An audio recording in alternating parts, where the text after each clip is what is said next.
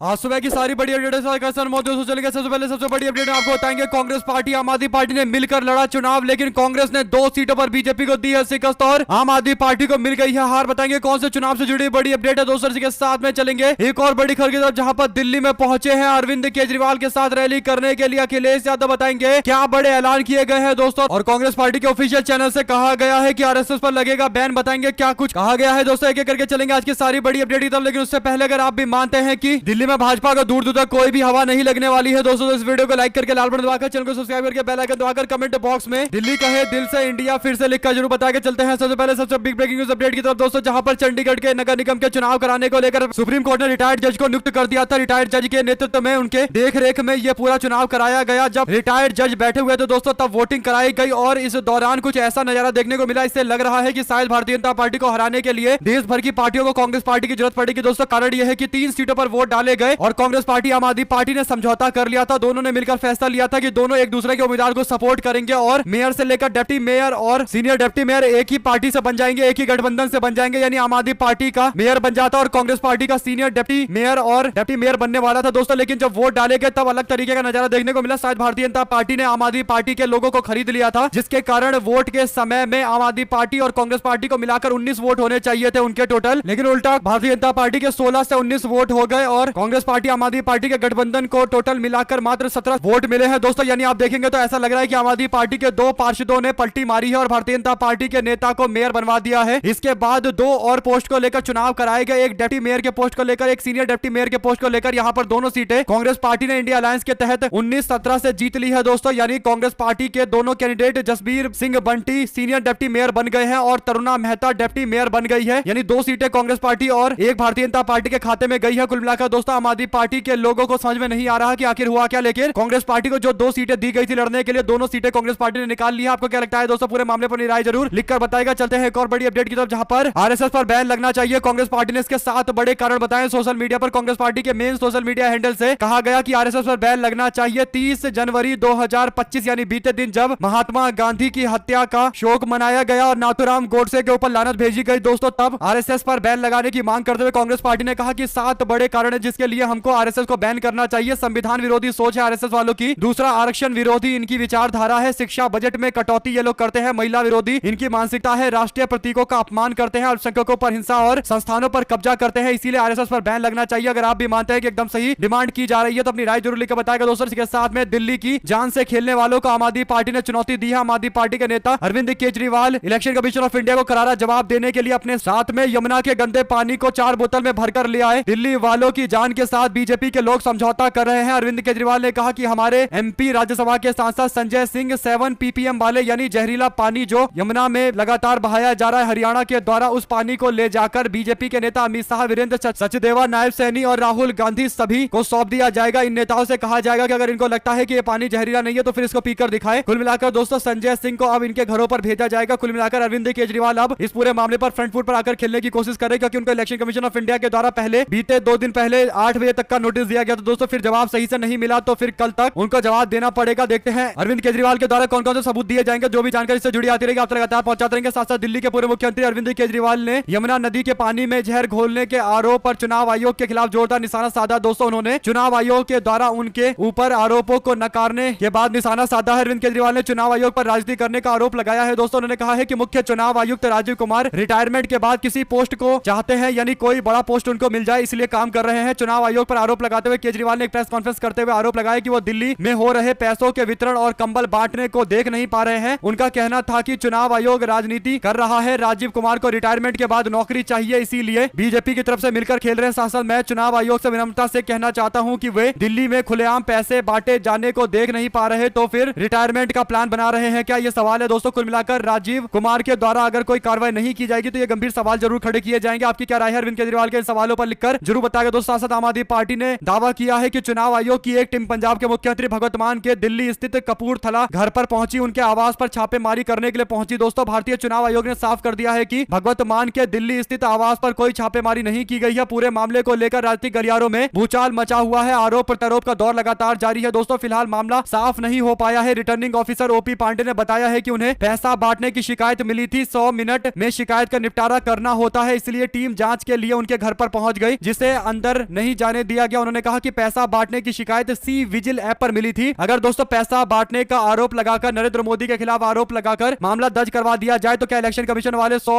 Minute के अंदर छापेमारी कर देंगे नरेंद्र मोदी के घर पर? यह एक बड़ा सवाल है। अगर आप भी मानते हैं कि विपक्ष के मुख्यमंत्री हैं और दिग्गज नेता है तो उनके यहाँ छापेमारी करने से बिल्कुल नहीं हिचकिचा रहे हैं। अगर भाजपा के लोग होते तो शायद अभी तक कान में रुई डालकर बंद करके बैठ जाते कि उन्होंने कुछ सुना ही नहीं है, कोई आरोप जो लगाया गया इस पर ध्यान ही नहीं दे रहा है। साथ साथ दोस्तों दिल्ली चुनाव से पहले यमुना में जहर वाले बयान को लेकर अरविंद केजरीवाल से चुनाव आयोग ने कई सारे सवाल पूछे। दोस्तों हरियाणा सरकार ने यमुना नदी में किस प्रकार का जहर मिलाया गया है यह सवाल पूछा। दूसरा ये कि इस जहर की मात्रा, प्रकृति और इसे पहचानने की विधि का क्या प्रमाण है जिससे नरसंहार हो सकता है? जहर कहां पर पहुंच गया था यह भी एक बड़ा सवाल है। दोस्तों दिल्ली जल बोर्ड के किन इंजीनियर ने इसे कहां और कैसे पहचाना यह भी एक सवाल है। इंजीनियरों के जहरीले पानी को दिल्ली में प्रवेश करने से रोकने के लिए कौन सा तरीका अपनाया गया है? कुल मिलाकर ये पांचों सवाल है जिसका जवाब अरविंद केजरीवाल को देना है। कि आपको लगता है कि वो जवाब देंगे? जो भी आपको लगता है दोस्तों लिखकर जो बताएगा। इसी के साथ में गांधी की पुण्यतिथि और श्रद्धांजलि के बाद नीतीश कुमार कुछ ऐसी हरकत करने लगे दोस्तों कि अब बिहार में नीतीश कुमार के मानसिक संतुलन को लेकर सवाल खड़े हो रहे हैं। दोस्तों कभी ना कभी कुछ ना कुछ ऐसा उल्टा कर देते हैं नीतीश कुमार जिससे लग रहा है कि कहीं ना कहीं उनकी तबियत खराब है, खासकर मानसिक स्थिति अच्छी नहीं है। दोस्तों महात्मा गांधी की पुण्यतिथि यानी 30 जनवरी 1948 में पहले आतंकवादी गोडसे ने महात्मा गांधी की हत्या कर दी थी। इसके बाद अब पुण्यतिथि के दिन जब एक कार्यक्रम का आयोजन किया गया बिहार में तो सभी लोग राष्ट्रगान में खड़े रहे। इसके बाद जैसे ही राष्ट्रगान खत्म हुआ वैसे ही नीतीश कुमार ताली बजाने लगे। सवाल यह है कि महात्मा गांधी की पुण्यतिथि पर उनको याद जो किया जा रहा है तो क्या ये खुशी मनाने का समय है कि नीतीश कुमार ताली पीट रहे हैं? हालांकि उनके बगल में मौजूद बीजेपी के डिप्टी सीएम ने इशारा करते हुए नीतीश कुमार से कहा कि रुक जाइए रुक जाइए। कुल मिलाकर दोस्तों नीतीश कुमार जमकर किरकिरी करवाते हैं। कभी महिलाओं को लेकर गलत भाषा का इस्तेमाल, अभद्र भाषा का इस्तेमाल करने लगते हैं, कभी नरेंद्र मोदी के पैर छूने लगते हैं, कभी किसी नेता का हाथ देखने लगते हैं। तो बिहार के कोने कोने में एक खबर चल रही है कि नीतीश कुमार की मानसिक स्थिति अच्छी नहीं है। आपको क्या लगता है दोस्तों की यह बात कितने हद तक सच्चाई है? लिखकर जरूर बताएगा। चलते हैं एक और बिग न्यूज अपडेट की तरफ, जहां पर योगी सरकार पर निशाना साधते हुए शंकराचार्य अभिमुक्तेश्वरानंद कहते हैं कि योगी आदित्यनाथ झूठा मुख्यमंत्री है। इसने पूरे संत समाज को झूठ बोला है, धोखा दिया है कि कोई मृत्यु नहीं हुई है, हम लोग मृत आत्माओं के लिए उपवास तक नहीं रख पाए। ऐसे झूठे मुख्यमंत्री को तत्काल इस्तीफा देना चाहिए। योगी आदित्यनाथ से संत समाज के लोग अब इस्तीफे की डिमांड करने लगे हैं। दोस्तों आप लोग अपनी राय जरूर लिखकर बताएगा। क्या भारतीय जनता पार्टी के लोग अब कोई सवाल नहीं खड़ा करेंगे? क्योंकि अगर विपक्ष के लोगों ने सवाल खड़ा किया होता तो उनसे लिबरल है, वामपंथी है ये कहा गया होता, लेकिन अब एक शंकराचार्य ने ही योगी आदित्यनाथ से इस्तीफे की डिमांड किया तो उसके बाद भाजपाइयों में सन्नाटा देखने को मिल रहा है। जो भी आपको लगता है दोस्तों लिखकर जरूर बताएगा। इसी के साथ में भारतीय जनता पार्टी के लोग खुलेआम दिल्ली के चुनाव में पैसा बांटने की तैयारी कर रहे हैं। सोशल मीडिया पर एक और वीडियो सामने आया दोस्तों जिसमें हुक्का लगाकर आसपास में बैठे ये लोग अपने हाथ में 500 की गड्डी लहरा रहे हैं। ये पैसा बीजेपी के कार्यालय में नजर आ रहा है दोस्तों। इसका मतलब जरूर भारतीय जनता पार्टी के लोग पैसा बांटने की तैयारी कर रहे हैं। आप लोग को क्या लगता है लिखकर जरूर बताएगा। आम आदमी पार्टी ने पूरे मामले पर अपनी प्रतिक्रिया देते हुए कहा कि चुनाव में अपनी हार देखते हुए बीजेपी का नोट बांटो वोट खरीदो का धंधा शुरू हो गया है। आचार संहिता की धज्जियां उड़ाई जा रही है लेकिन तमाशबीन बना हुआ है पूरा चुनाव आयोग। बीजेपी प्रत्याशी ने चुनावी दफ्तर में पैसे बांटने के लिए लाखों रुपए की गड्डी उछाली जा रही है लेकिन यह सब चुनाव आयोग को दिखाई नहीं देता है। दिल्ली की जनता बीजेपी चुनाव आयोग और दिल्ली पुलिस के गठबंधन की मिली भगत को देख रही है। इसका जवाब 5 फरवरी को करारे जवाब के तहत दिया जाएगा। आपको क्या लगता है दोस्तों लिखकर जुड़ा के साथ साथ मध्य प्रदेश की राजधानी भोपाल में वीरवार को महात्मा गांधी की पुण्यतिथि पर श्रद्धांजलि देने जुटे कांग्रेस पार्टी और बीजेपी के नेता एक दूसरे के आमने सामने आ गए। इस दौरान जमकर नारेबाजी हो गई दोस्तों। पुलिस को बीच में आकर दोनों नेताओं और कार्यकर्ताओं को समझाना पड़ा। भोपाल के मिंटो हॉल में महात्मा गांधी की प्रतिमा के सामने कांग्रेस पार्टी के नेता श्रद्धांजलि दे रहे थे। इसी दौरान बीजेपी के नेता और कार्यकर्ता वहां पर पहुंच गए। भाजपाइयों को देखकर कांग्रेस पार्टी बुरी तरीके से बौखला गई। कांग्रेस के कार्यकर्ता उनके खिलाफ नारेबाजी शुरू कर दी गई दोस्तों। पुलिस ने दोनों दलों के नेताओं को शांत करवाया है। आपको बता दें कि कांग्रेस के लोगों ने नाथुराम गोडसे मुर्दाबाद, नाथुराम गोडसे मुर्दाबाद के नारे लगाने शुरू कर दिए। दोनों दलों के बीच में टकराव को देखकर पुलिस भी मौके पर पहुंच गई। पुलिस ने दोनों लोगों को समझाने की कोशिश की। कुल मिलाकर बीजेपी के लोग नाथुराम गोडसे मुर्दाबाद का बयान या नारा नहीं सुन पाते हैं दोस्तों। भारतीय जनता पार्टी के लोग धीरे धीरे करके एक्सपोज होते चले जा रहे हैं क्योंकि लाइन खिंचती चली जा रही है कि जो लोग महात्मा गांधी के साथ में खड़े हैं वो राष्ट्र भक्त हैं और जो लोग गोडसे के समर्थन में खड़े हैं वो प्रचंड देशद्रोही है और आतंकवादी को सपोर्ट करने वाले लोग हैं और इनका पुरजोर तरीके से विरोध किया जाना चाहिए। अगर आप भी मानते दोस्तों कि महात्मा गांधी जिंदाबाद थे, जिंदाबाद है और जिंदाबाद रहेंगे और गोडसे मुर्दाबाद रहेगा तो अपनी राय जरूर लिखा जाएगा दोस्तों। पहले आतंकवादी के बारे में आपकी क्या राय है जो लिखकर जरूर बताएगा। इसके साथ में मुंबई में अगले महीने फरवरी में 10वीं और 12वीं के बोर्ड के पेपर शुरू होने वाले। इससे पहले महाराष्ट्र के मंत्री अब एक नए विवाद के साथ आगे आए हैं दोस्तों। भारतीय जनता पार्टी के नेता नितेश राणे ने बोर्ड की परीक्षाओं में बुर्का पहनने पर प्रतिबंध प्रोहिबिशन का ऑर्डर लगाने की मांग की है। साथ ही इससे परीक्षा में गड़बड़ी की आशंका जताई जा रही है दोस्तों। कुल मिलाकर भारतीय जनता पार्टी के मंत्री नितेश राणे जो चुनाव से पहले विवादित बयान दे चुके हैं और अब उनके द्वारा नया विवाद खड़ा करने की कोशिश की जा रही है। पेपर के एग्जाम के जो सेंटर है बुर्का पर बैन लगाने की मांग इन सेंटर पर की जा रही है। आपको क्या लगता है दोस्तों लिखकर बताएगा। शिवसेना के नेता राजू वाघमारे ने कहा है कि अगर मतदान के दौरान बुर्का पहनने की अनुमति है तो परीक्षा के दौरान भी भी कर सकते हैं, इसमें कोई समस्या नहीं है। देखते हैं इस पूरे मामले पर क्या अब बीजेपी अपने नेता पर कोई भी जुबानी रोक लगाएगी दोस्तों, क्योंकि भाजपा का नेता हमेशा कोई ना कोई वाजिब बयान देता रहता है और आपस में समाज के मतभेद उत्पन्न करता रहता है दोस्तों। यहाँ तक कि भारतीय जनता पार्टी के इस नेता को लोगों ने मंच पर घेरते हुए किसानी से जुड़े सवाल पूछ लिए थे, तो इनके पास कोई जवाब नहीं था। प्याज का माला पहनाकर विरोध किया गया था दोस्तों, लेकिन इनको असली मुद्दे से लेना देना ही नहीं है और इसीलिए ऐसे भड़काऊ नए नए मामले लेकर आने की कोशिश की जा रही है। साथ साथ आम आदमी पार्टी के राज्यसभा के सांसद स्वाति मालीवाल ने गुरुवार को दिल्ली में आम आदमी पार्टी के राष्ट्रीय संयोजक अरविंद केजरीवाल के आवास के बाहर कूड़े की गाड़ी लाकर खड़ी कर दी और पूरा का पूरा कूड़ा उन्होंने केजरीवाल के घर के आगे गिराकर प्रदर्शन किया है दोस्तों। पुलिस ने मालीवाल को हिरासत में तो ले लिया, डिटेन तो किया, लेकिन उन्होंने कहा कि आज पूरी दिल्ली कूड़े का ढेर बन गई है। मैं यहाँ पर अरविंद केजरीवाल से मिलने आई थी, लेकिन पुलिस ने मुझे डिटेन कर लिया है, आगे नहीं बढ़ने दिया जा रहा है। सवाल यह है दोस्तों कि इससे पहले जब राज्यसभा की सांसद आम आदमी पार्टी की तरफ से थी, जब तक अरविंद केजरीवाल और उनके बीच में कोई विवाद नहीं हुआ था, तब तक तो वो केजरीवाल सरकार की वाहवाही कर रही थी। पिछले 4-4.5 साल तक उन्होंने केजरीवाल सरकार की तारीफ की है, फिर अचानक से 6 महीने में क्या हो गया जो पलट गई। अगर आप भी मानते हैं कि ऐसे नेताओं की कोई क्रेडिबिलिटी नहीं होती है जो 5-6 महीने ही पलटी मारते हैं, पहले ही पलटी मारते हैं, चुनाव के केवल चुनाव से लेना देना है उनके इस पूरे अभियान का। साथ साथ दिल्ली की ओखला विधानसभा सीट से कांग्रेस पार्टी उम्मीदवार अरीबा खान बहुत सुर्खियों में है दोस्तों, आजकल उनकी काफी चर्चा हो रही है। आम आदमी पार्टी के नेता अमानतुल्लाह खान के खिलाफ चुनाव लड़ रही अबीरा खान ने चुनावी रैली के दौरान जो भाषण दिया है, जिसके बाद इनकी जमकर तारीफ होने लगी है। कांग्रेस पार्टी उम्मीदवार जिनके लिए चुनाव प्रचार करने के लिए मंगलवार को कांग्रेस पार्टी के नेता राहुल गांधी ओखला पहुंचे थे, अपने समर्थन में आयोजित रैली में कांग्रेस पार्टी के उम्मीदवार अरीबा खान ने कहा और जो बयान दिया उतना प्रभावशाली था कि राहुल गांधी भी कायल हो गए दोस्तों। अबीरा खान कांग्रेस पार्टी की एक युवा नेत्री है, जिन्हें पूर्व एमएलए आसिफ मोहम्मद खान की जगह इस बार मैदान में उतारा गया है। बिहार के राज्यपाल मोहम्मद खान की भतीजी है और कालिंदी कुंज निवासी अरीबा खान अबू फजल इंकलेव की मौजूदा पार्षद भी है। जामिया इस्लामिया से बीएड की डिग्री प्राप्त कर चुकी है और समाज सेवी के तौर पर काम कर रही है। उनकी समाज में अच्छी पकड़ भी है दोस्तों। आप लोगों की इस पूरे मामले पर जो भी राय हो लिखकर जरूर बताएगा। साथ साथ सपा बसपा के नेता पहुंचे गांव, महापंचायत बुलाने की दी गई है चेतावनी। दरअसल दोस्तों लोधा के भीमपुर इब्राहिमपुर डॉक्टर भीमराव अंबेडकर की प्रतिमा हटाते हुए बवाल पर सियासत शुरू हो गई है। बीएसपी के नेताओं ने 28 तारीख को गांव का दौरा किया था। अब सपा के लोग अनुसूचित जाति के लोगों से मुलाकात करने के लिए पहुंचे हैं दोस्तों। अनुसूचित जाति के लोगों ने बताया है कि बाबा साहब अंबेडकर की मूर्ति हटाकर अपमानित करने की कोशिश की गई। प्रशासन के लोगों ने मूर्ति हटाने का प्रयास किया था, इसके बाद विरोध हुआ था और मामला काफी आगे बढ़ गया। इसके बाद गाड़ियों में तोड़फोड़ भी की गई थी दोस्तों। मामले को शांत करने की कोशिश की जा रही है, लेकिन महापंचायत बुलाने का भी ऐलान किया गया है और एक तरीके से धमकी दी गई है। कहा गया है कि अगर इंसाफ सही से नहीं हुआ तो फिर समाज में इसे लेकर और विरोध देखने को मिल सकता है और महापंचायत बुलाया जाएगा। देखते हैं आने वाले दिनों के अंदर इस पूरे मामले पर और भी क्या कुछ जानकारी सामने आती है दोस्तों। इसी के साथ में बीजेपी के लोग अगले पार्लियामेंट के सेशन में कई सारे कानून लेकर आने वाले हैं। भारतीय जनता पार्टी ने 2025 के बजट सेशन के लिए अपने कानून की एक लिस्ट जारी की है कि कौन कौन से कानून बीजेपी लेकर आएगी दोस्तों। वक्फ अमेंडमेंट बिल बीजेपी 2024 का लेकर आने वाली है, जो जेपीसी से पास हो गया है और जो पुराना एक कानून हुआ करता था मुसलमान वक्फ,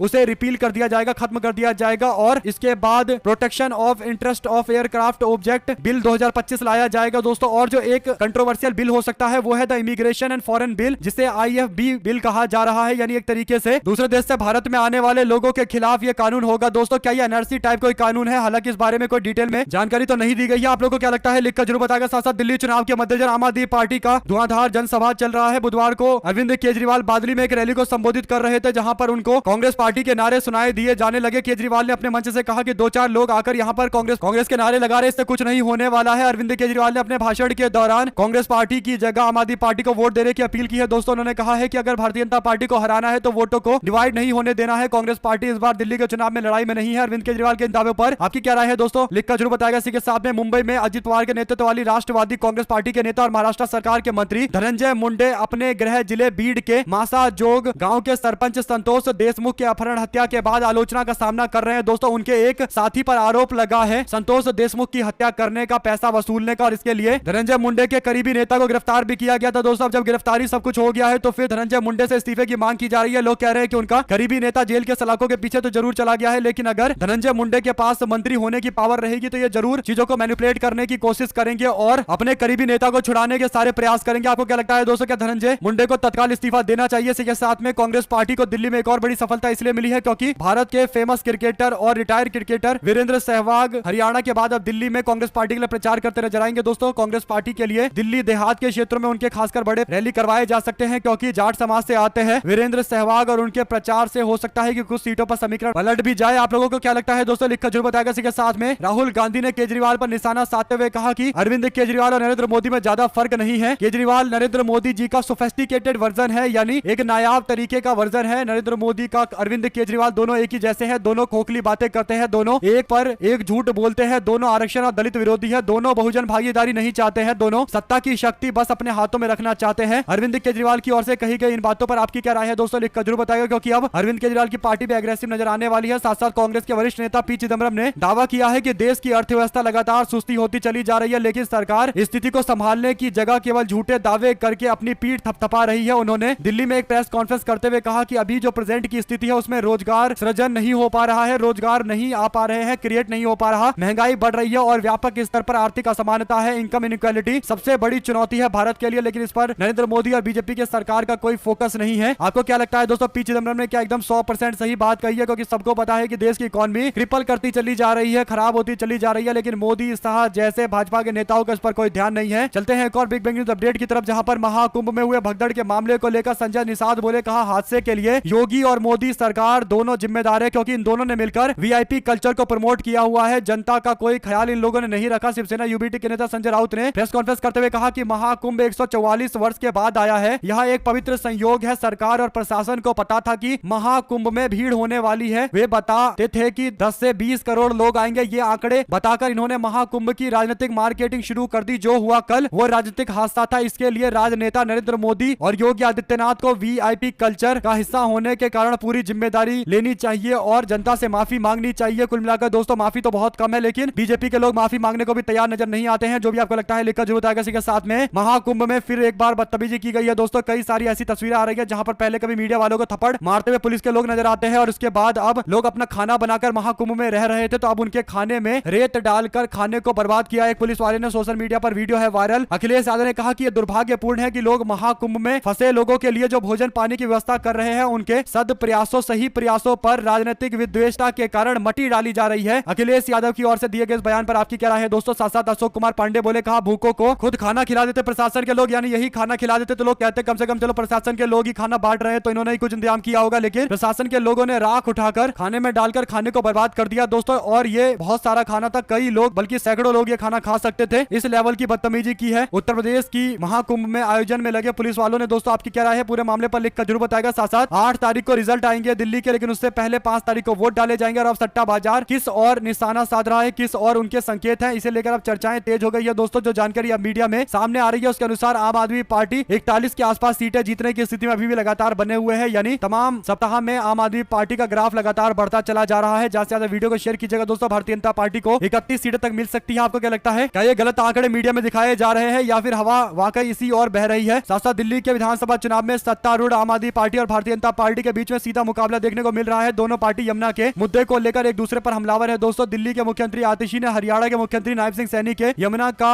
पानी पीने पर निशाना साधते हुए कहा कि हम आरोप नहीं लगा रहे हैं, आंकड़ों में वाकई अमोनिया का स्तर 7 ppm से ज्यादा हो गया है। दिल्ली के मुख्यमंत्री आतिशी ने यमुना में अमोनिया और दिल्ली दंगों पर न्यूज चैनलों से बात करते हुए डिटेल में कई सारे सवाल पूछे हैं और कई सारे सवालों का जवाब भी दिया है। साथ साथ दोस्तों दिल्ली के पूर्व मुख्यमंत्री अरविंद केजरीवाल एक रैली को संबोधित करते हुए किराड़ी विधानसभा में अखिलेश यादव के साथ नजर आए। अखिलेश यादव ने भी कहा कि एक एक वोट अरविंद केजरीवाल के पक्ष में पड़ने चाहिए। 70 की 70 सीटें आम आदमी पार्टी को वापस से जनता दे, तभी दिल्ली में विकास होगा। और इस दौरान अरविंद केजरीवाल ने कहा कि आपकी झाड़ू से बीजेपी का सुपड़ा साफ होने वाला है। उन्होंने लोगों से अपील करते हुए कहा कि बीजेपी को हराने के लिए आप यानी केवल आम आदमी पार्टी सबसे मजबूत है, किसी और पार्टी को वोट देंगे तो वोट आपका वेस्ट हो जाएगा। कांग्रेस पार्टी पर निशाना साधते हुए अरविंद केजरीवाल ने कहा कि बीजेपी और कांग्रेस पार्टी दोनों इलू इलू कर रहे हैं, यानी एक दूसरे के साथ झूम रहे हैं, एक दूसरे का फायदा पहुंचा रहे हैं। अरविंद केजरीवाल के दावे, उसके बाद राहुल गांधी के पलटवार। आपको क्या लगता है दोस्तों, क्या दिल्ली के चुनाव दिलचस्प होते जा रहे हैं? समीकरण काफी कॉम्प्लेक्स हो गए हैं और इस बार किस और हवा बह रही है ये भी लिखकर जरूर बताएगा। साथ साथ राहुल गांधी भी अरविंद केजरीवाल को टारगेट करने से पीछे नहीं हट रहे हैं दोस्तों। अरविंद केजरीवाल पर निशाना साधते हुए राहुल गांधी सीधा यमुना पहुंच गए। यमुना में जाकर उन्होंने बोट पर यात्रा की है और यमुना के पॉल्यूशन के बारे में जानकारी इकट्ठा की है दोस्तों। और जो लगातार यमुना की सफाई के लिए काम करे उन व्यक्ति से मुलाकात करके राहुल गांधी ने पूछा कि यमुना को कैसे साफ किया जा सकता है और डिटेल में उन्होंने वीडियो अपलोड किया है। और यमुना सफाई पर कई सारी पॉलिटिकल पार्टी के द्वारा किए गए झूठे वादे पर उन्होंने कहा कि केजरीवाल जी 2025 आ गया, आप यमुना में डुबकी नहीं लगाने आए। आपने कहा था कि आप यमुना में डुबकी लगाने के लिए आएंगे। 5 साल पूरा शासन आपको जनता ने दिया था, लेकिन आपने यमुना का और बद से बदतर स्थिति कर दी है। अरविंद केजरीवाल पर निशाना साधते हुए अब राहुल गांधी पीछे नहीं हट रहे दोस्तों। उन्होंने फैसला ले लिया है कि अरविंद केजरीवाल और भाजपा के लोगों को सीधे निशाने पर लेना है। शासन नीतीश कुमार का जो वीडियो आया है दोस्तों, इसमें वो ताली बजाते हैं श्रद्धांजलि के टाइम में। इस पर अब तेज प्रताप यादव ने प्रतिक्रिया दी है। बिहार के पूर्व स्वास्थ्य मंत्री ने कहा है कि नीतीश कुमार का दिमाग खराब हो गया है, जनता दल यूनाइटेड के अंदर सब कुछ ठीक नहीं चल रहा है। एक बार फिर से पार्टी में मतभेद जमीन पर आने शुरू हो गए हैं। सीएम नीतीश कुमार के करीबी और सरकार के मंत्री अशोक चौधरी ने सोशल मीडिया पर पोस्ट करते हुए नया बवाल खड़ा कर दिया है। दोस्तों इस पोस्ट में उन्होंने बिना किसी का नाम लिए हुए एक कविता शेयर की है। इसकी पहली पंक्ति में उन्होंने कहा कि बढ़ती उम्र में उन्हें छोड़ दीजिए। इस पोस्ट के कई मायने निकाले जा रहे हैं। अंदर खाने चर्चा है कि सारों इशारों में नीतीश कुमार पर निशाना साधा गया है। दोस्तों नीतीश कुमार को लेकर निशाना साधा गया है। सवाल यह कि कौन नीतीश कुमार का इस्तेमाल कर रहा है। क्या आप भी मानते हैं दोस्तों कि नीतीश कुमार को अब थोड़ा रेस्ट करने की जरूरत है, उनका टाइम आ गया है और काफी बुजुर्ग हो गए हैं, तो अब उन्होंने जितना शासन करना चाहिए था कर लिया। अब नीतीश कुमार खुद से सत्ता से दूर चले जाए और नए पीढ़ी के लोगों को मौका दिया जाना चाहिए सरकार चलाने के लिए। तेजस्वी यादव पूरी तरीके से सरकार चलाने के लिए तैयार है। दोस्तों अगर आप भी मानते हैं कि बिहार में तेज रफ्तार तेजस्वी सरकार का टाइम आ गया है तो इस वीडियो को लाइक करके लाल बटन दबाकर चैनल को सब्सक्राइब करके बेल आइकन दबाकर कमेंट बॉक्स में जय हिंद, जय भारत, जय जवान, जय किसान जरूर लिखिएगा। बहुत बहुत धन्यवाद।